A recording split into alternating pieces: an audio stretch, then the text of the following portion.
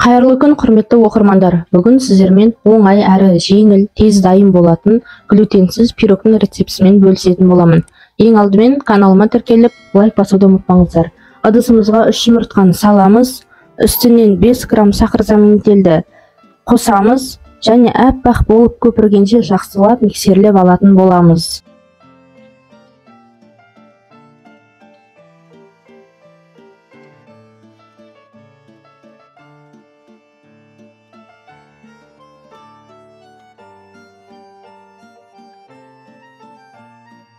Дайын болған массамыздың үстінен сұйық майымызды, айранымызды қосып, тағы да миксерлеп алатын боламыз.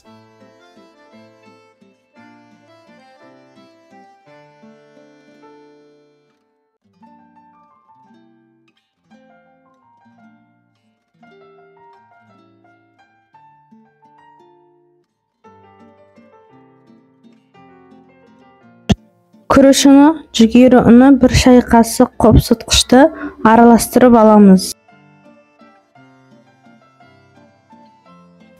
Сұйық массамыздың үстіне 2 бөлікке бөліп салып, жақсылап араластыратын боламыз.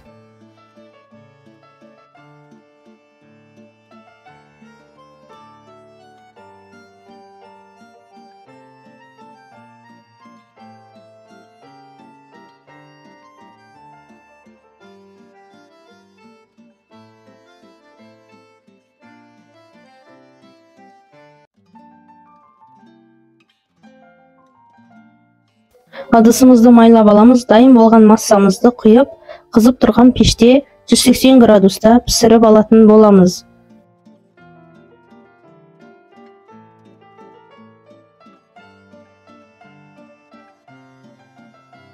Пирогымыз дайын, көлемі де жақсы, тез кесіледі. Кәдімгі пирогтардан еш айырмашылығы жоқ, жұмсақ. Отбасыларыңызға, балаларыңызға осындай қанты жоқ, ұны жоқ, пайдалы пирогты жасап берсеңіздер болады.